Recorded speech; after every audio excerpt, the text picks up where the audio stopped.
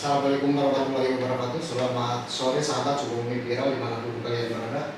Semoga sehat selalu, panjang umur, banyak rezeki. Ini kebetulan sahabat Sukabumi Viral sore hari ini saya Deddy Cobra sedang berada di Rumah Aspirasi bersama Ketua DPC Demokrat Kabupaten Sukabumi. Alhamdulillah Sukabumi Viral dikasih ruang podcast sama beliau. Sekaligus kita akan berbincang-bincang pemirsa dengan beliau sebagai ketua DPC. Selain daripada itu, beliau adalah utusan kita di Senayan. Seperti apa nih keseruan obrolan sama Pak Iman Adi Nugraha? Selamat sore Pak Iman. Selamat sore Kang Deddy Cobra. Terima kasih atas waktunya. Ini merupakan kehormatan bagi kami dari Sukabumi Viral bersama abangku yang sudah tidak asing lagi, Paman. Pak, saya panggilnya enaknya Pak Iman saja atau Pak Dewan?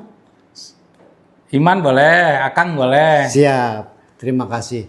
Pak Dewan, sedikit sebetulnya ini kami dari media ingin sedikit bertanya, mungkin menggali informasi terkait Pak Iman sebagai DPRD atau mohon maaf sebagai DPR RI dari Kabupaten Sukabumi.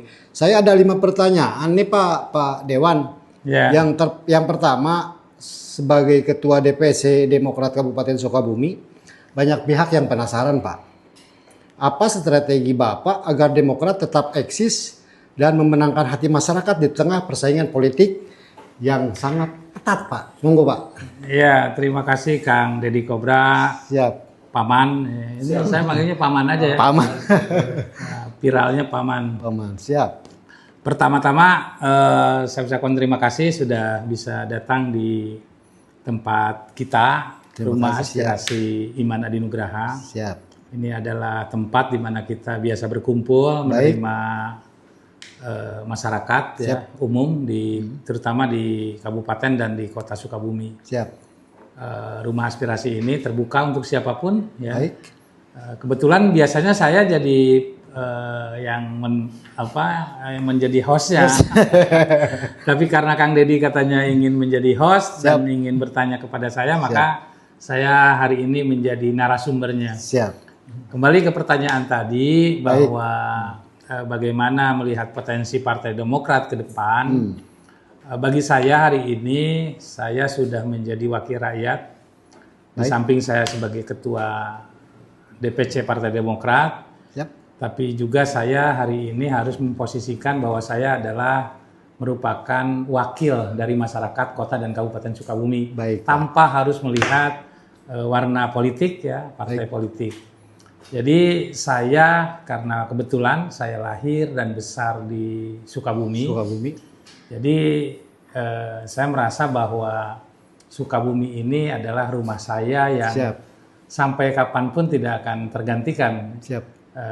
Sehingga hari ini misi atau visi saya menjadi anggota DPR RI tentunya ingin memajukan Kabupaten dan Kota Sukabumi ini menjadi lebih baik ke depan. Saya kira tidak banyak resep bagaimana memandang konstelasi politik di 2029. Yang penting saya menginstruksikan kepada kawan-kawan, baik itu DPRD Kabupaten Sukabumi yang dari Partai Demokrat, DPRD Provinsi Jawa Barat yang dari Partai Demokrat, DPR RI yang dari Partai Demokrat, kebetulan saya sendiri, adalah bagaimana kita hari ini untuk memperlihatkan eksistensi kita, kerja-kerja politik kita, kerja-kerja sosial kita ke masyarakat. Jadi bagaimana kita memikirkan Sukabumi ini? Bagaimana kita memikirkan masyarakat ini? Jadi bagi saya politik ini kita jadikan ladang ibadah sosial sehingga kita berjalan dengan enteng, dengan ringan. Hasilnya tentu masyarakat nanti yang akan menilai. Selain itu juga ada strategi internal, strategi struktural. Tentu kami membangun soliditas di pengurus DPC Partai Demokrat Kabupaten Sukabumi. Di situ juga saya membangun soliditas di antara kawan-kawan pengurus PAC Partai Demokrat Kabupaten Sukabumi sampai kita mengkonsolidasikan pengurus di tingkat ranting Siap. yang ada 386 ranting ini. Luar biasa sekali, Pak.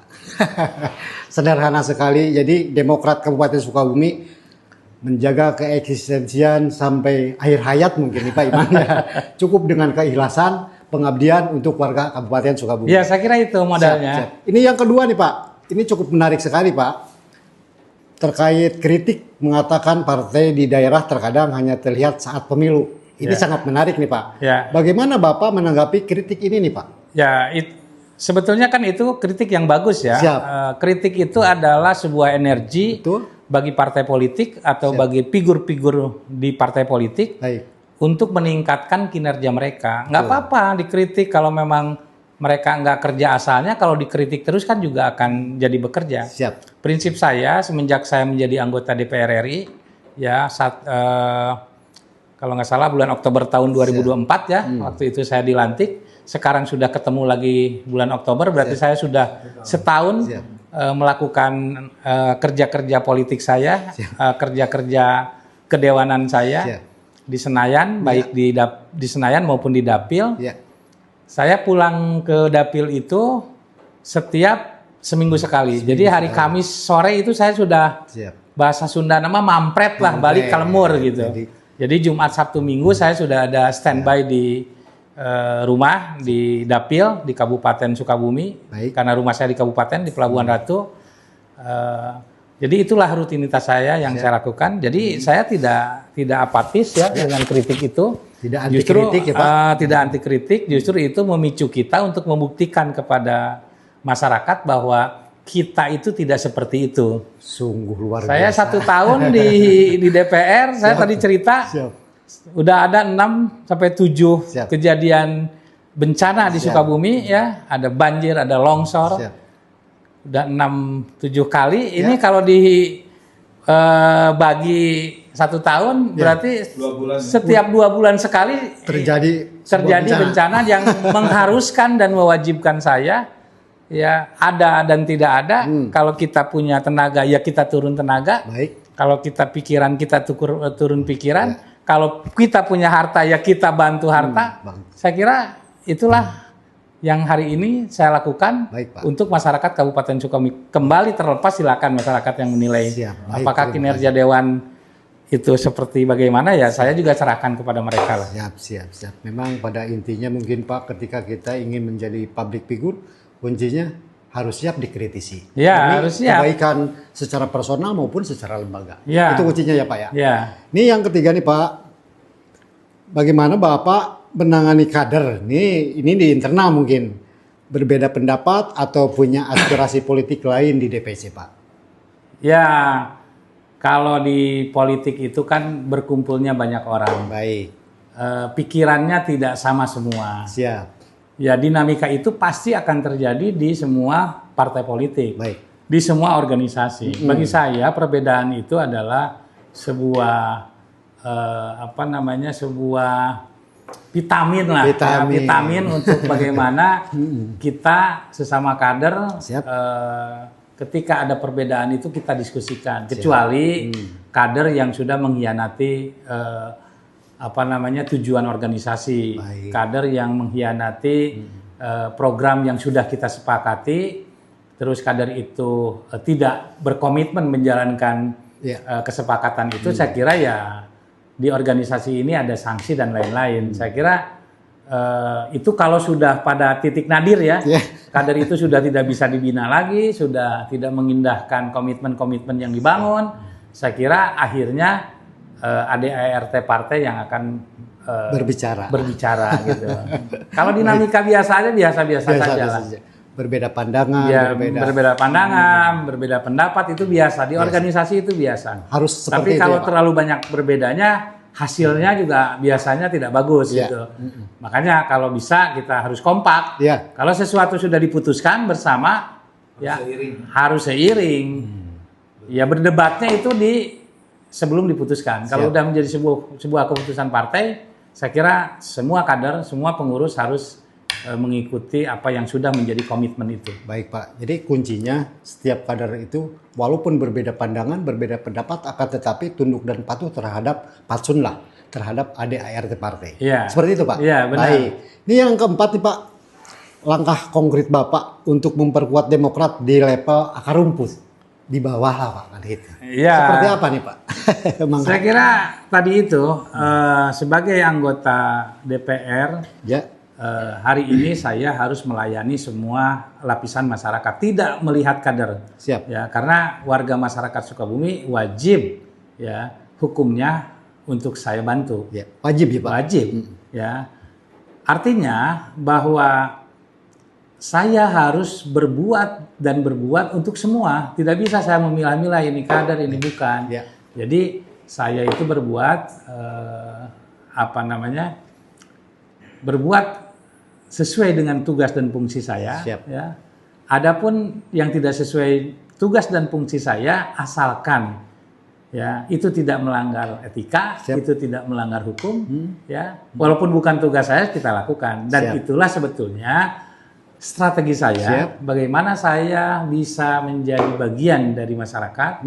HP saya itu tidak pernah saya tutup. Ya, Tidak tiap pernah hari mati. itu ada yang saya kenal, ada Siap. yang tidak saya kenal. Kalau nge-WA pasti saya Ya. balas. Walaupun Baik, mungkin agak telat ya. Ya.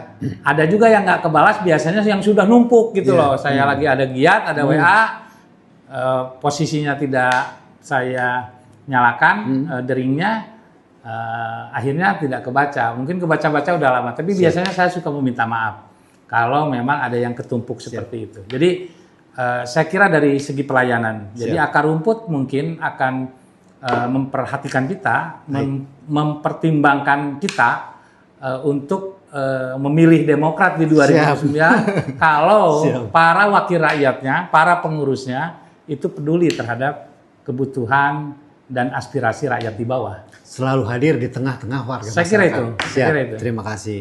Barangkali ini sebelum saya lanjut bertanya nih di samping kiri saya. Udah greget kayaknya nih. Paman, silakan. Paman, monggo. Oke, baik, selamat sore Pak Dewan. Selamat sore. Oke, baik, ada ilustrasi yang harus saya sampaikan terkait perjalanan Bapak selama ini. Sudah 1 tahun, tidak terasa waktu berjalan, Bapak duduk di kursi di Senayan, sudah berlalu dan berjalan dalam saat ini. Hanya ada beberapa hal yang harus saya sampaikan terkait pekerjaan Pak, tenaga kerja.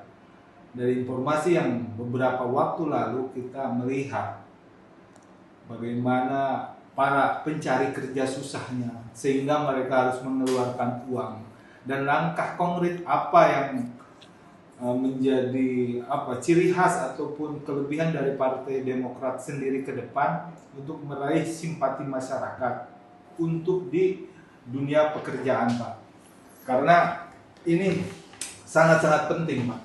Silakan Pak. Ya, jadi pertama memang kadang-kadang pandangan masyarakat itu beda ya. Masyarakat itu menganggap dewan ini seperti dewa. Jadi dewan ini bisa menyelesaikan semua persoalan. Padahal dewan juga manusia. Ya.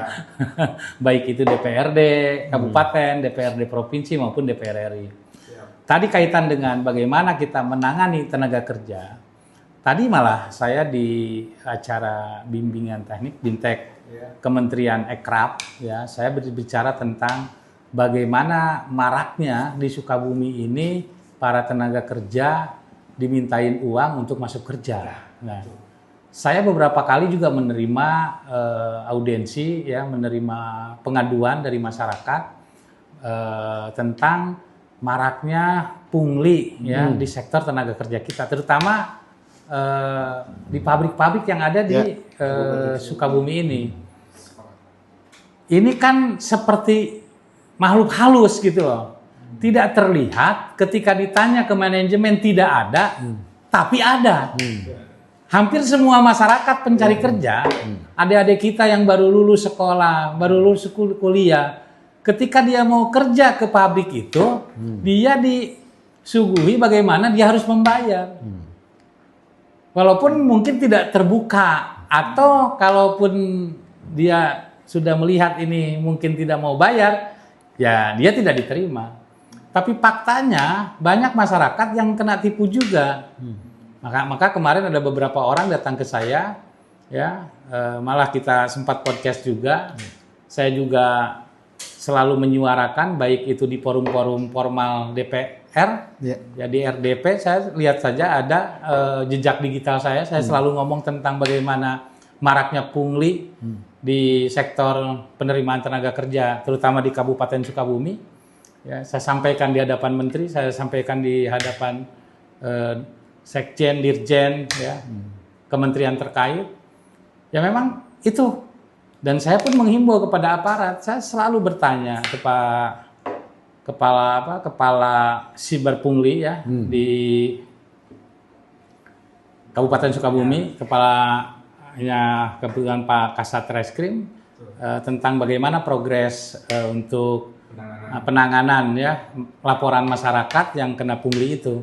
Jadi langkah-langkah kita sebetulnya saya terutama selalu menyuarakan itu. Saya juga selalu mendorong kawan-kawan yang datang jauh-jauh ingin berdiskusi, mengadukan nasibnya, dan tentu itu patut kita apresiasi ketika ada lembaga atau apapun namanya peduli terhadap tenaga kerja kita. Jadi saya berharap ini jangan sampai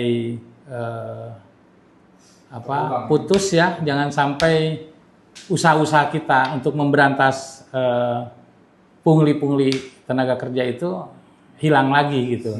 Karena memang kayak makhluk goib gitu loh. Ya, tidak terlihat, tidak mengakui, tapi memang ada. Sepakat.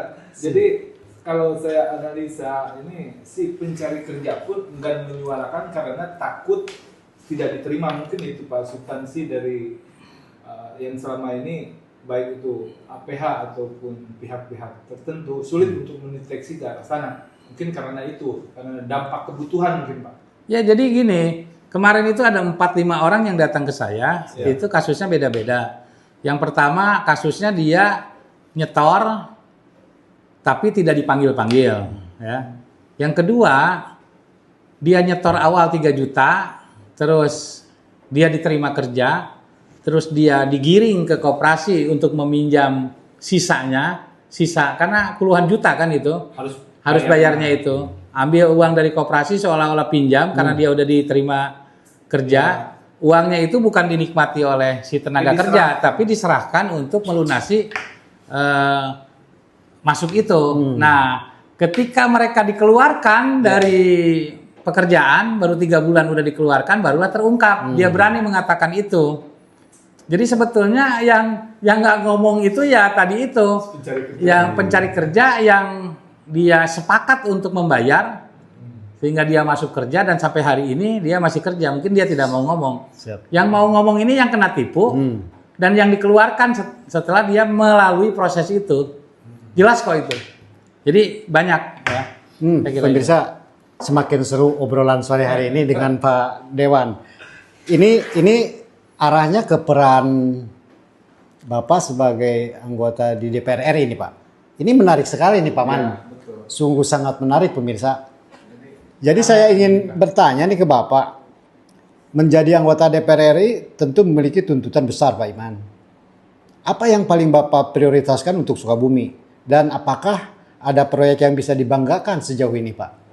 Monggo. Iya, jadi gini. Pertama, harus tahu dulu bahwa kita itu adalah legislator, bukan eksekutor. Ya, kalau eksekutor kan presiden dengan para pembantunya, gubernur, bupati itu eksekutor kan. Kalau kita legislator, fungsi saya adalah fungsi